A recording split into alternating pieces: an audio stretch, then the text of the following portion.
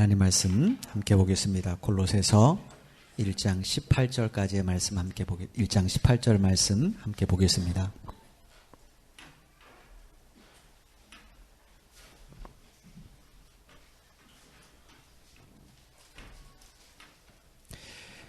골로새서 1장 18절 말씀 신약성경 324페이지입니다. 저와 여러분이 함께 한 목소리로 함께 합독하겠습니다. 그는 몸인 교회의 머리시라. 그가 근본이시요 죽은 자들 가운데서 먼저 나신 이시니 이는 친히 만물의 으뜸이 되려 하심이요. 아멘. 우리가 지난 2주 동안에 예수님이 왜 우리의 유일한 구원자이신가, 이 부분을 우리가 함께 살펴봤습니다. 우리가 첫 번째 우리가 살펴본 것이 첫 번째, 예수님 왜 구원자 되시는가? 예수님이 우리의 영원한 생명이시기 때문에 그렇습니다. 예수님은 우리의 영원한 생명 그 자체세요. 우리가 이 도표 기억나실 거예요.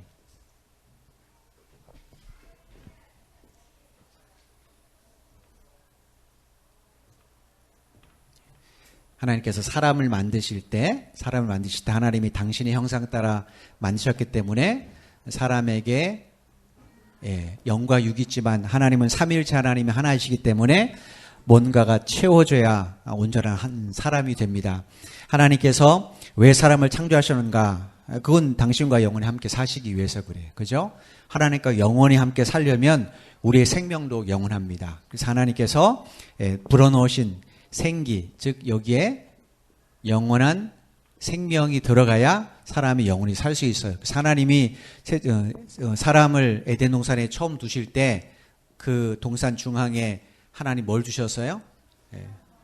생명나무를 세우셨어요. 그죠? 이 생명나무를 세우신 목적은 하나님이 이걸 먹고 영원한 생명을 누리게 하기 위해서요. 근데 그 옆에 또 하나님 뭘 세워두셨어요?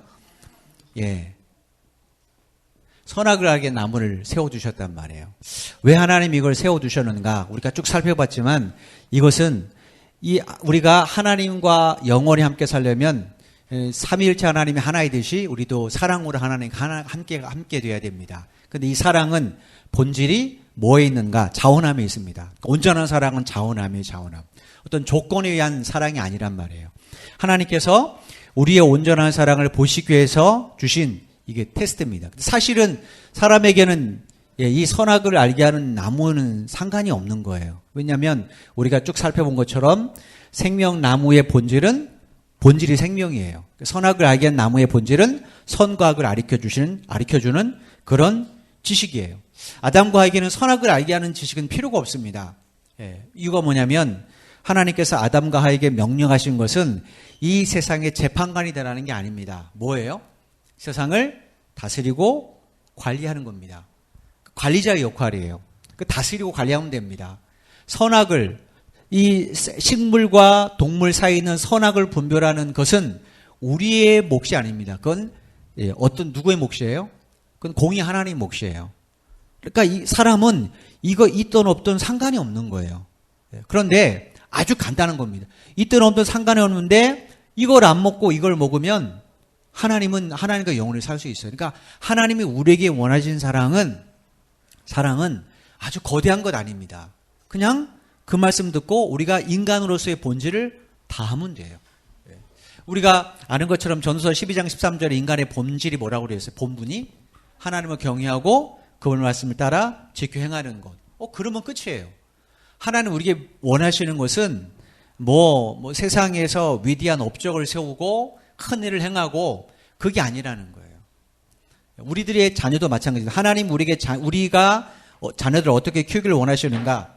물론 대통령으로 키우고 그럼 참 좋겠죠. 근데 하나님이 진짜 원하시는 건 뭐냐면 그 아이가 인간의 본질을 다하는 사람이 되는 것. 사람다운 사람으로 키우는 게 하나님이 진짜 원하는 거예요. 우리가 아시는 것처럼 노아 시대 때 하나님이 세상을 물로 심판을 하는 가장 근본적인 원인이 뭐예요? 사람의 모든 생각과 마음이 악했기 때문에 그래요. 왜 악했는가? 그때 그 사람들이 뭘 환호해서요? 네피림에 환호했잖아요. 네피림에. 하나님께서는 네피림을 세우라고 이 세상에 보내지 않았습니다. 근데 사람들은 네피림을 환호했단 말이에요. 우리에게 주어진 이 본질, 우리가 늘 있잖아요. 우리가 이제 앞으로도 이건 여러분이 영원히 이건 여러분의 삶의 주제입니다, 주제. 여러분, 여기서 아담과 하와가 선악을 알게 하는 나무를 따먹은 목적은 하나님 때문입니까? 자기 자신 때문입니까? 자기 자신이에요, 자기 자신.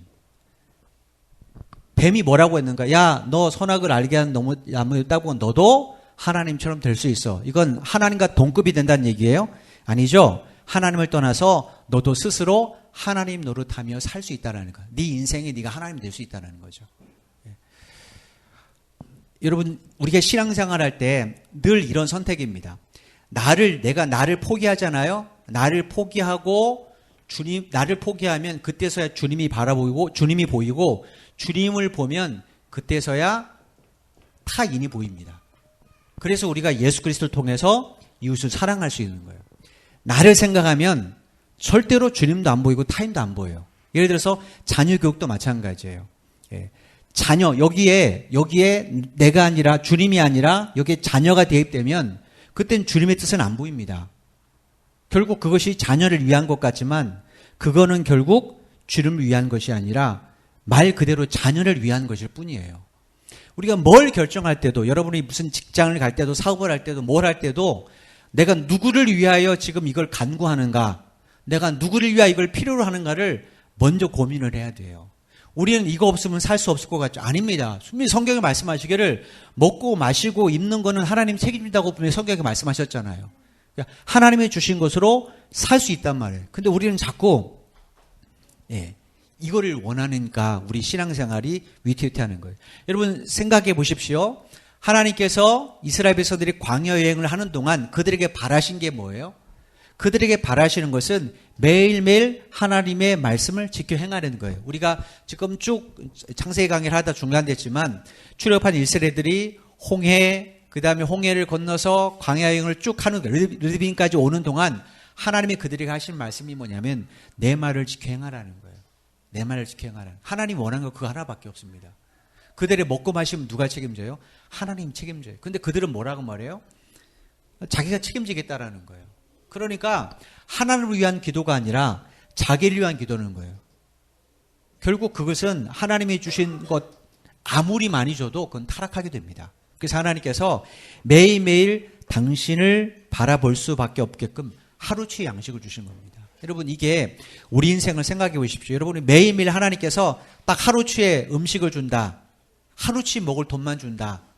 그럼 여러분 살 수 있을 것 같아요? 쉽지 않을걸요? 근데 사실 우리는 하루치 이상을 줍니다. 하나님이. 그러니까 우리가 하나님 우리에게 원하는 게 뭔가를 곰곰이 생각할 필요가 있습니다. 이 영원한 생명, 우리가 아담과 하와가 이걸 따먹으로 말미암아 여기에 뭐가 들어왔어요? 죄가 들어왔죠. 그죠? 여기에 죄가 들어왔어요. 이 죄가 인간의 영혼도 오염시키고 육도 오염시켰는데 문제는 죄의 삭시 뭐예요? 사망이라는 거예요. 그러니까 인간의 영혼도 육도 죽을 수밖에 없는 거죠. 그러니까 하나님께서는 이 문제를 해결해 주시고 여기에 뭘 주시길 원해요? 영원한 생명을 주시기를 원하시는 거예요.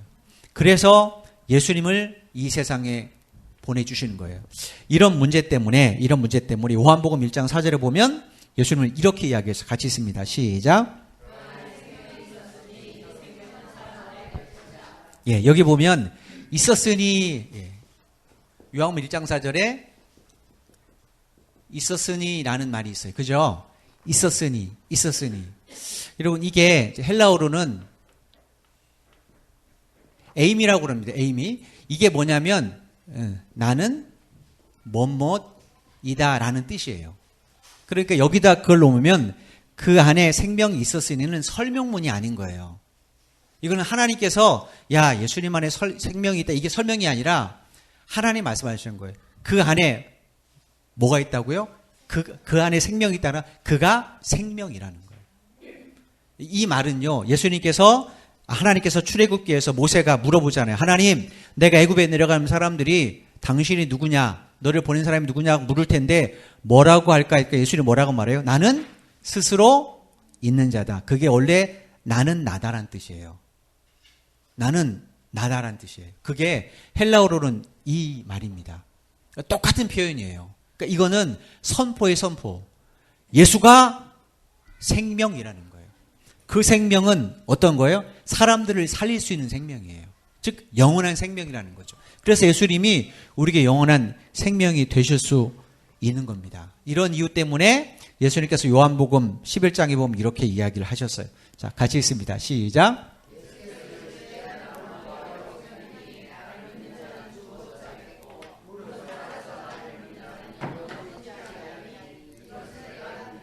예. 예수님이 뭐라고 말씀하셨어요? 당신이 누구라고요?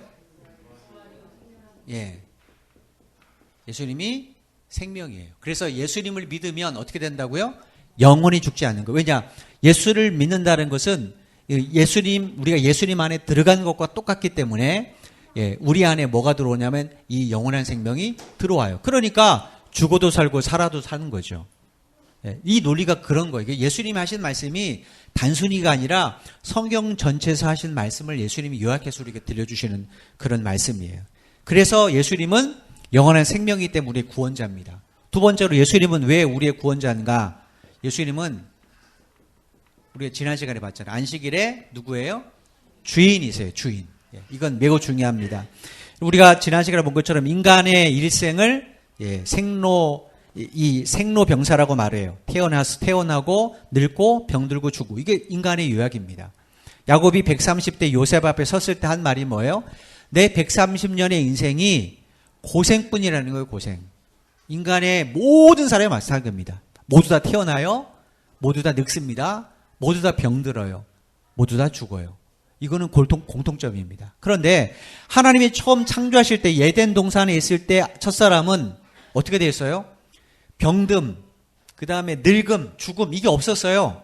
그래서 에덴 동산 안에서는 아담의 나이가 계수가 안 되는 겁니다. 왜냐하면 없으니까. 근데 에덴 동산 밖에는 사람의 나이를 시기 시작해요. 야, 지금부터 아담의 나이를 한번 측정해보자. 그래서 쭉 930까지 가잖아요. 예. 이 안에서는 늙음도 없고 병듦도 없고 죽음도 없었어요. 근데 왜 에덴산 밖에는 그게 생겼는가? 뭐 때문에 그래요? 이거 따먹은 문제 때문에 그러잖아. 이거 따먹고 나서 하나님이 땅에 뭐라고 저주했어요? 하나님이 인간은 땅을 통해서 먹고 사는데 그 땅을 저주했어요. 그러니까 저주받는 걸 먹으니까 당연히 인간의 몸도 어떻게 돼요? 인간의 인생도 저주를 받게 되죠. 그래서 결국 사망에 이를 수밖에 없는 겁니다. 하나님이 첫 사람을 창조하시고 그 사람과 함께 누리셨던 게 뭐냐면 안식일이에요. 안식일. 하나님이 7째 날에 안식일을 만드셨잖아요. 6째 날 사람을 만드시고 그 다음 날 하나님이 인간과 함께 안식을 누리셨어요. 그리고 그날을 복되게 하셨어요. 왜 복되게 하셨는가? 그날에 누구를 초대하셨기 때문에 그래요. 그게 바로 인간이잖아요. 그러니까 인간이 선악을 알게 하고 나무 열매를 따먹은 그 순간부터 잃어버린 게 뭐냐면 이 안식이에요. 안식이 없으니까 당연히 병들고 늙고 죽게 되는 거죠. 그래서 이 안식을 얻으려면 반드시 안식일의 주인이 이 땅에 오셔야 돼요. 그래야 우리가 그분 안에 들어갔을 때만이 안식을 누리게 되죠. 우리가 지난주에 살펴본 것처럼 그래서 예수님이 마태복음 12장 8절에 뭐라고 말씀하셨어요? 인자는 예수님은 누구라고요? 안식일의 주인이라는 겁니다. 예수님은 안식일의 주인이에요. 그래서 예수님은 우리의 구원자 되시는 거예요. 왜냐? 주님 안에 거하면 영원한 안식을 누릴 수 있기 때문에 그래요. 예수님이 마태복음 11장 28절에서 수고하고 무거운 짐자들아 다 내게로 오라 내가 쉼을 주겠다라는 말씀도 바로 이 말씀 때문에 그래요. 오늘은 이 구원자 되시는 하나님, 예수님이 우리의 유일한 구원자이신데 이 유일한 구원자이신 예수님이 당신을 가리켜서 뭐라고 했는가? 놀랍게도 교회라고 예수님이 칭하셨어요. 자, 우리 요한복음을 한번 읽어보겠습니다. 시작. 내가 사흘 동안에 일으키리라. 유대인들이 이르되 이 성전은 46년 동안의 지었건을 내가 3일 동안에 일으키겠느냐 하더라. 그러나 예수는 성전된 자기 육체를 가리켜 말씀하신 것이니라. 예. 이 46년 됐다는 게 뭐냐면 예수님 당시엔 헤롯 왕궁이 안 됐습니다. 헤롯 왕궁이 50몇 년이 걸렸는데 예수님 당시 때는 46년째 준공 중에 있는 중이에요. 재건축 중에 있는 중이에요. 그러니까 그 성전이 얼마나 크겠습니까? 솔로몬 성전보다 훨씬 더 화려한 게 헤롯 성전이에요. 예수님 당시에. 근데 여기서 예수님 뭐라고 하냐면 여기서 말하는 성전은 예루살렘 성전인데 21절에 그 성전이 누구를 가리킨다고요? 예수님 당신을 가리킨다 이렇게 비유하세요. 어떤 당신이냐면 십자가에 못 박혀 죽게 될 당신의 몸을 가리킨다 이렇게 말씀하셨어요. 왜 그런가? 예수님의 성전 자체이기 때문에 그래요. 자, 한 군데 더 보겠습니다. 요한복음 1장 14절 말씀 같이 읽습니다. 시작.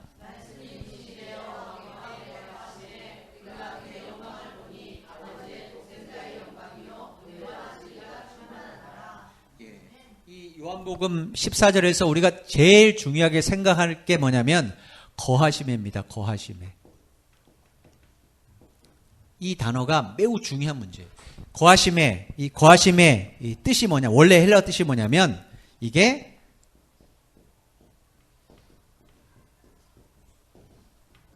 장막을 치다예요. 장막을 치다. 장막이 뭐예요? 예, 집이에요. 집. 단순히 말하면. 그래서 그 장막 안에 사람이 살면 그건 사람의 장막이에요. 그죠?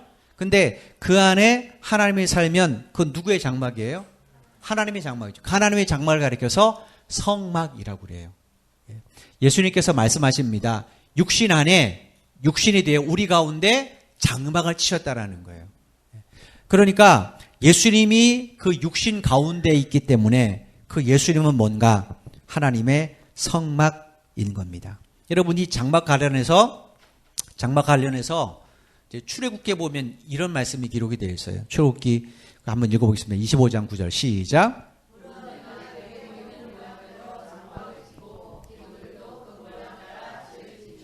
예, 이게 성막에 관한 이야기거든요. 근데 성막을 하나님 뭐라고 말씀하셨어요? 다른 말로 장막이라고 그랬어요. 왜냐? 그 장막은 하나님의 장막이지만 사람들도 그 안에 들어와서 하나님을 예배하잖아요. 그죠? 그래서 장막인 거예요. 그러니까 예수님 몸 안에, 예수님께서 육신을 입고 왔을 때, 이 육신은 예수님의 본질이 아니에요. 그건 예수님의 본질 아니에요. 예수님의 본질 아니에요. 아까 요 전에 본 것처럼, 여기 은혜와 진리가 충만했다고 그러는데 이 안에 은혜와 진리가 충만했다고 그러잖아요. 이 은혜와 진리는 구약 성경에서 하나님에 대한 표현이에요.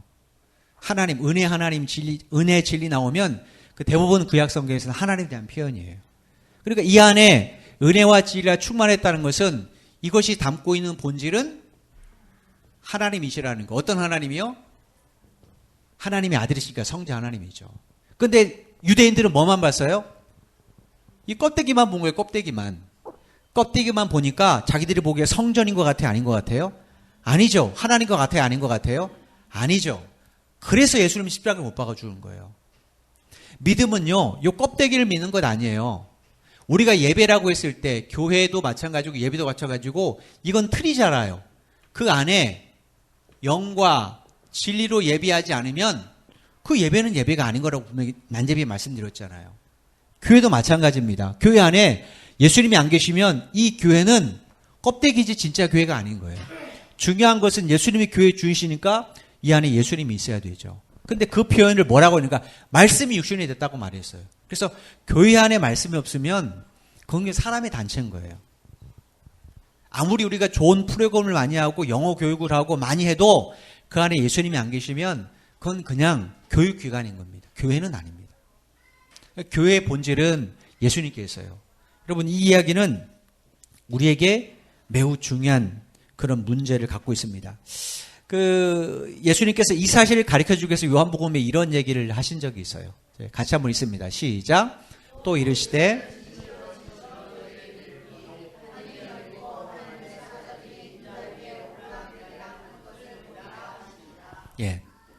이 말씀은 예수님께서 제자 빌립이 데리고 온 나다나엘에게 하신 그런 말씀이에요.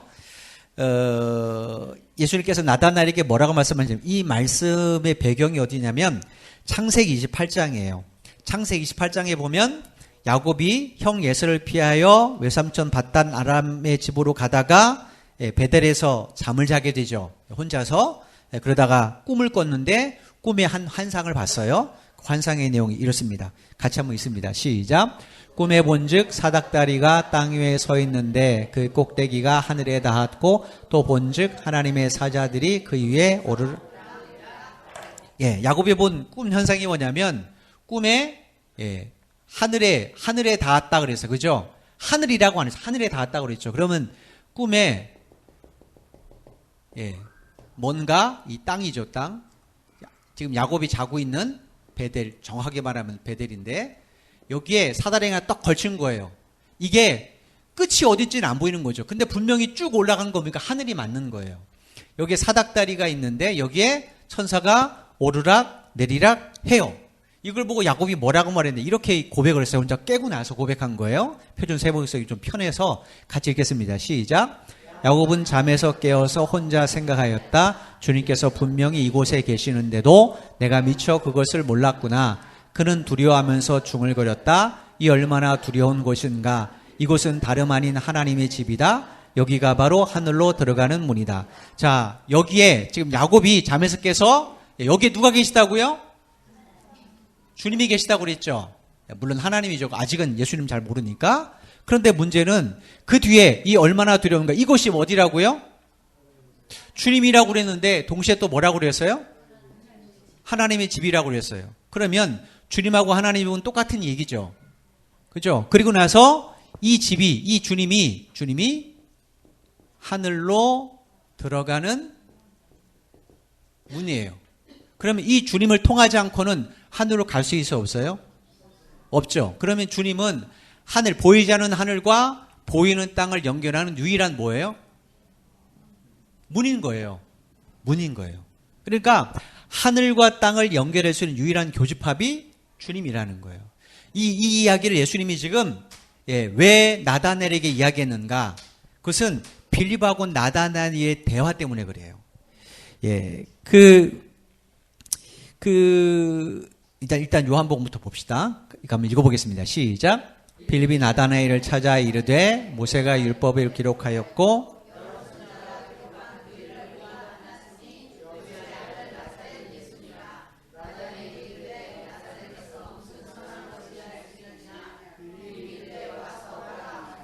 여기 여러 선지자가 기록한 그 이 누구냐? 메시아를 말합니다. 여러 선지자, 구약의 여러 선지자가 기록한 그 이 메시아를 우리가 만났다라는 거예요. 그러니까 빌립이 나다나엘에게 누구 만났다라는 거예요? 우리 메시아 만났어. 근데 그 메시아가 누구라고요? 요셉의 아들 나사렛 예수야. 나다나엘이 한 말이 뭐예요? 야, 나사렛에서 무슨 선한 것이 날 수 있겠느냐. 이 말씀을 듣고, 이 대화를 듣고 예수님이 하신 말씀이 요 이야기예요. 지금 빌립은 나다나엘은 그 나사렛 예수가 무슨 메시아가 될 수 있냐. 그러니까 예수님이 이야기를 들려줬어요. 이야기를 들려주시는 거예요. 당신이 누구라는 거예요? 인자는 당신을 가리키는 거예요. 다니엘서에 인자가 나옵니다. 그 인자는 메시아를 가리키고 예수님이 복음서에 자기를 인자라고 말한 거 뭐냐면 그 다니엘이 환상 중에 본 그 대상이 바로 당신이라는 거예요.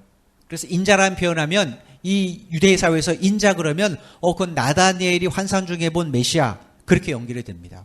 그러니까 이때 똑같은 이야기예요. 그러니까 예수님이 누구세요?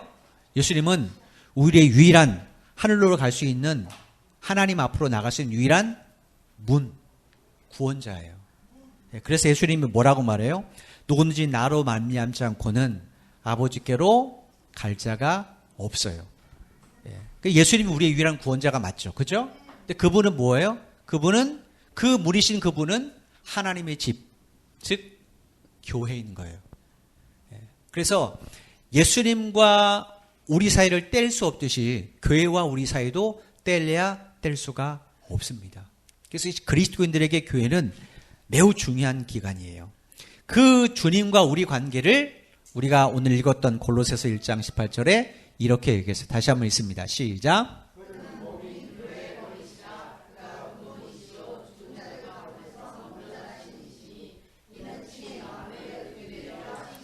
예, 여기 그는 예수님을 가리킵니다.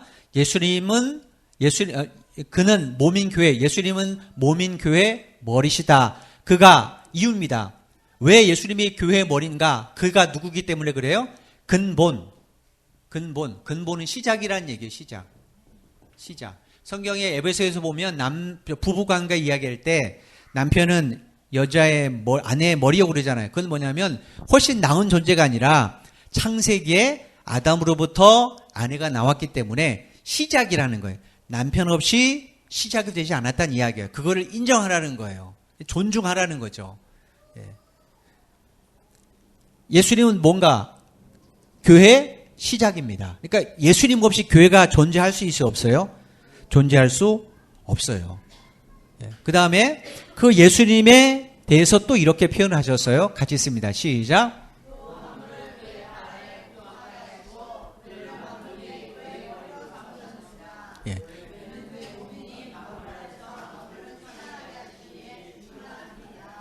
22절에서는 교회 머리로 삼으셨다고 그랬어요. 근데 23절에서는 그를 교회가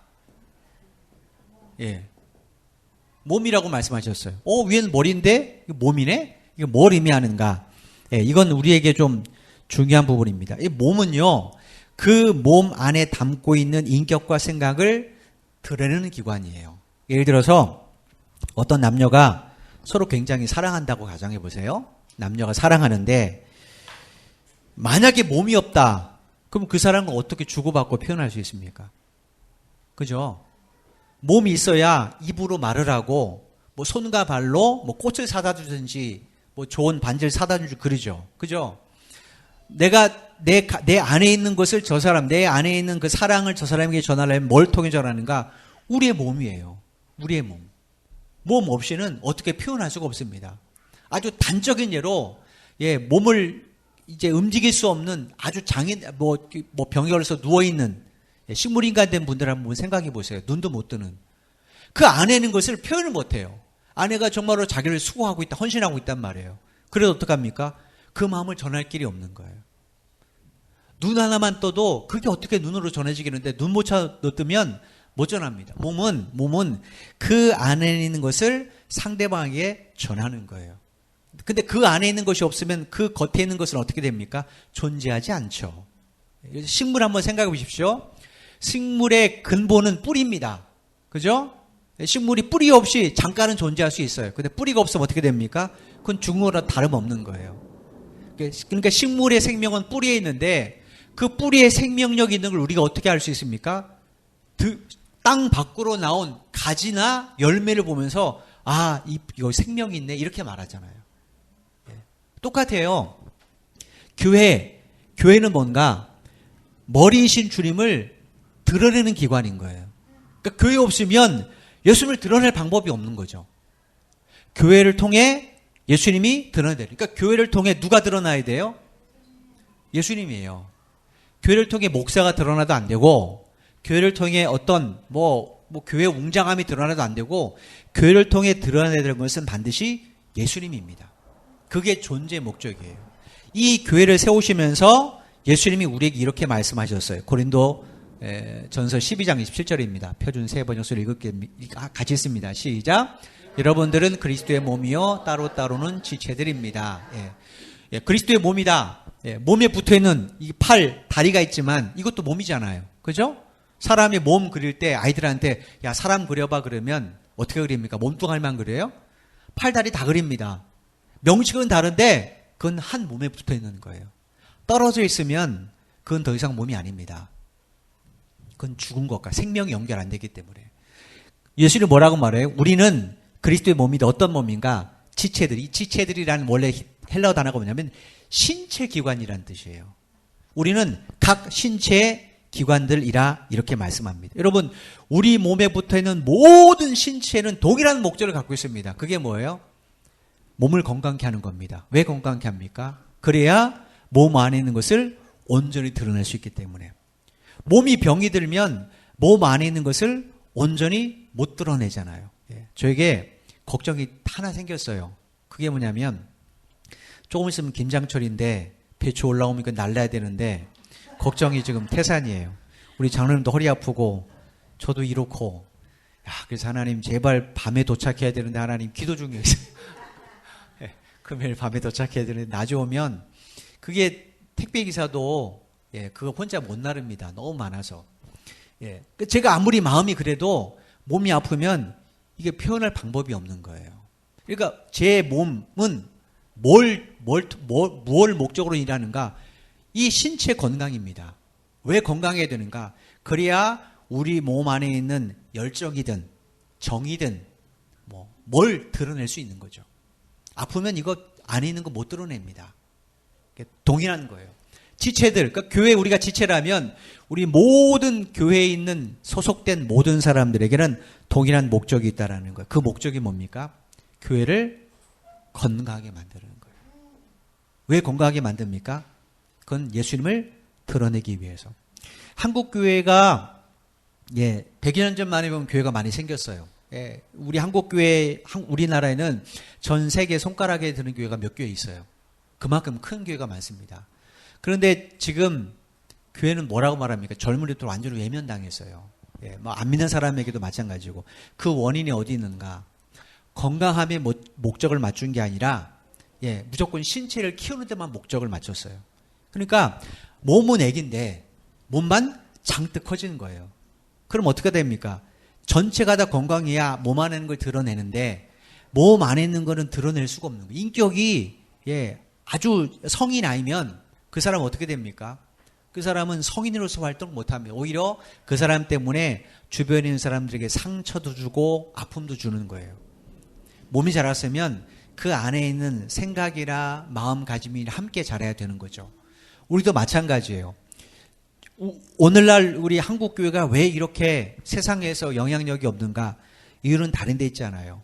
교회가 드러내야 될 본질을 상실해버린 겁니다. 우리도 마찬가지입니다. 그래서 하나님이 정말로 기뻐하시는 교회는 어떤 교회인가? 그건 성도들이 지체로서 건강하게 교회를 세워가는데 그 목적이 주님을 드러내는 일이어야 돼요. 그게 하나님이 원하시는 교회고 우리가 세워가야 될 교회입니다. 이런 건강을 영적으로는 성경이 뭐라고 말하는가? 그걸 거룩 혹은 경건 이렇게 말을 해요. 특별히 신약에서는 경건이라는 말을 더 많이 표현해요. 그건 영적인 건강함을 표현하기 위해서입니다. 그럼 어떻게 우리가 건강해지고 거룩해질 수 있는가? 디모데후서 4장에 보면 사도 바울이 이렇게 말했어요. 같이 씁니다. 시작. 하나님의 말씀과 기도로 거룩하여 지민이라. 뭘 통해서 우리가 거룩해질 수 있어요? 말씀과 기도입니다. 그러니까 우리가 혼자도 성경을 많이 읽지만 대부분 성경을 바르게 해석받을 수 있는 그 내용을 정확하게 이해할 수 있는 부분은 예배를 통해서입니다. 예배를 통해서. 여러분들이 성경을 읽을 때 다독은 할 수 있습니다. 근데 그 내용 하나하나를 정확하게 이해하기는 사실 쉽지 않아요. 저도 하루에 설교 한 편 정도밖에 준비를 못해요. 그것도 잘해야. 정말 성경이 어렵습니다. 여러 가지 주석도 보고 다 보는데 그 쉽지 않아요. 머리는 아는데 이걸 언어로 표현하기가 쉽지 않은 문제예요. 그러니까 말씀과 기도로 거룩하심이라 하나님의 말씀 이걸 예배로 한번 대입해 보세요.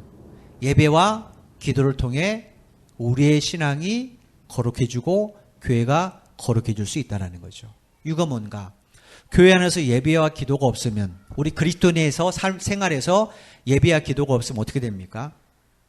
그거는 더 이상 교회라고 말할 수 없죠. 그래서 여러분도 평생에 예배 중심, 말씀 중심, 교회 중심 이게 여러분의 신앙의 모토가 되어야 됩니다. 그러면 하나님이 어떻게 하세요?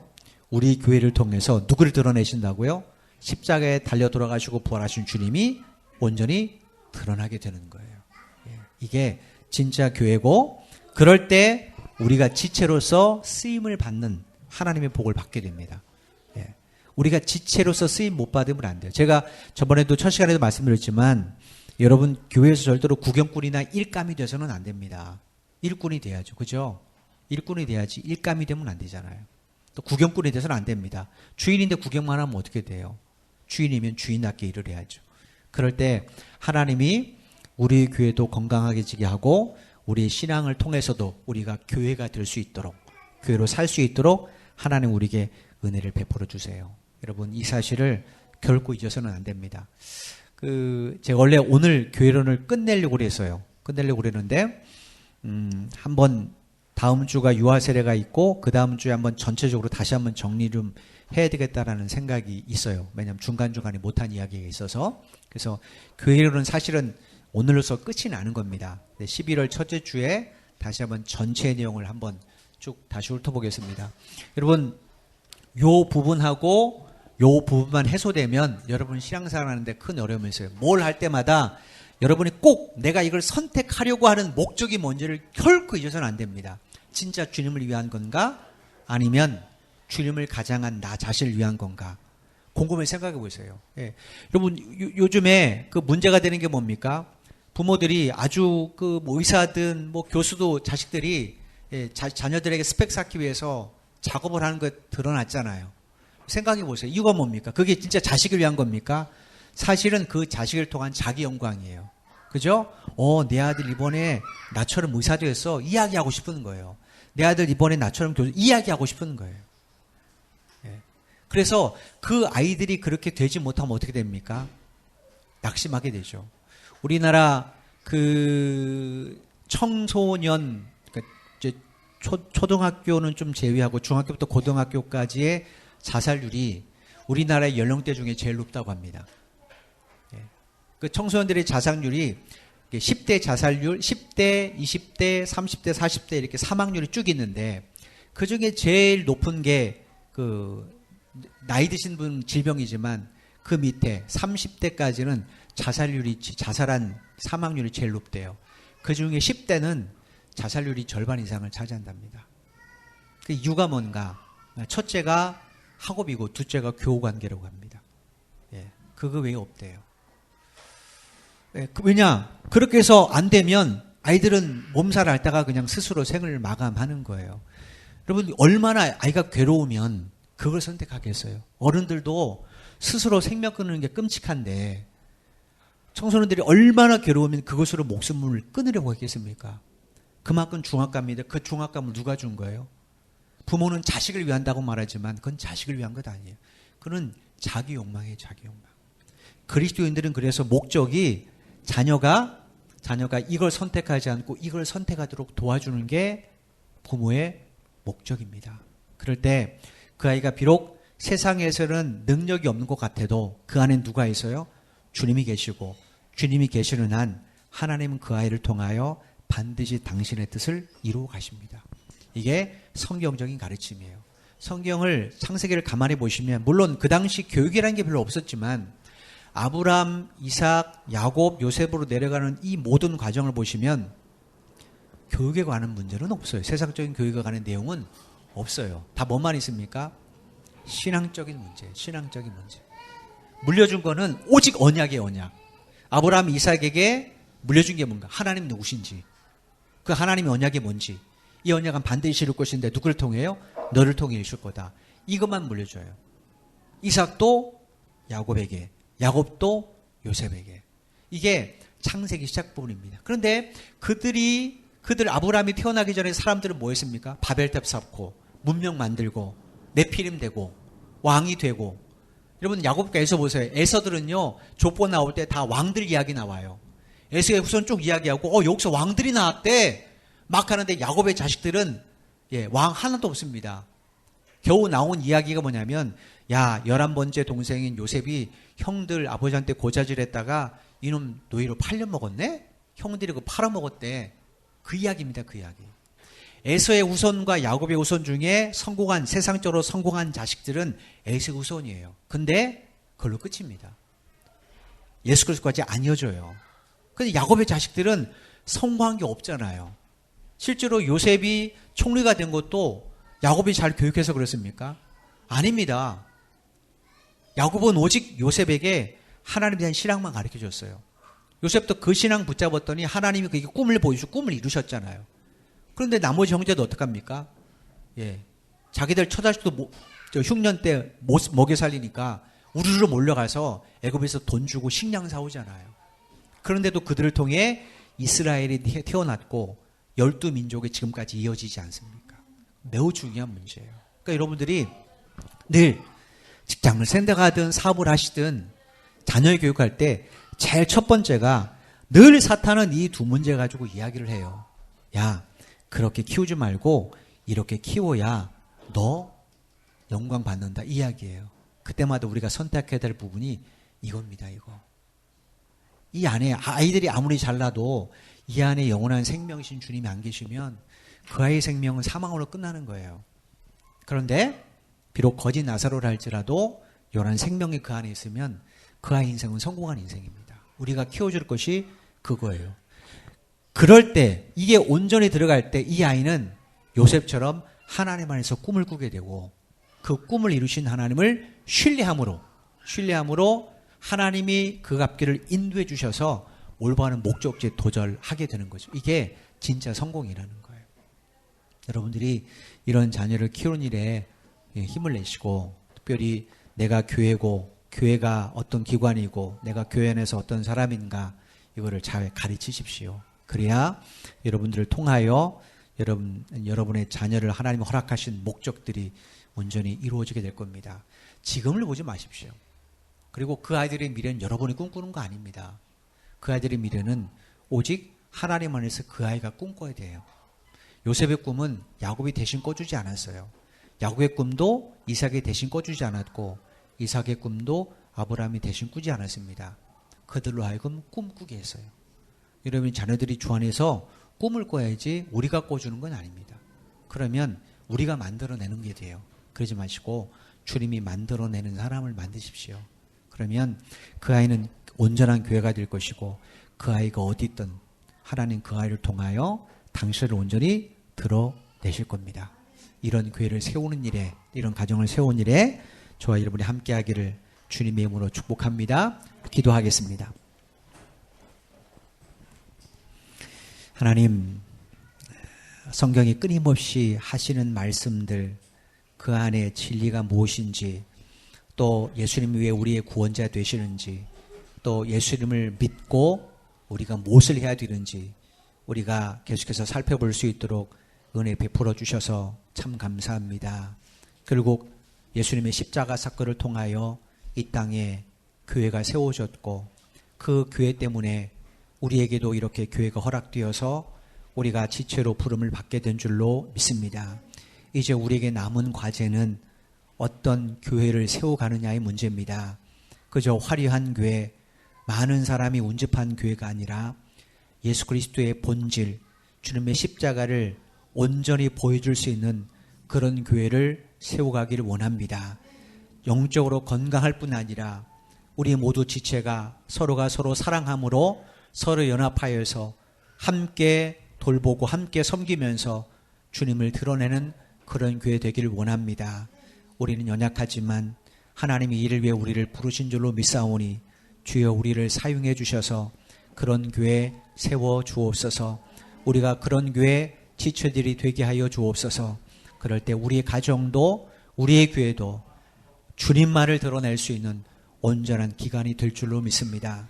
그래서 주님이 주신 은혜를 통하여 많은 사람에게 위기를 끼칠 뿐 아니라 아브라함처럼 복의 통로로 쓰임받는 우리 성도들, 우리 교회, 우리 가정들 될 수 있도록 복을 내려 주옵소서. 이제 예배를 마치면 또다시 삶의 현장으로 나갑니다.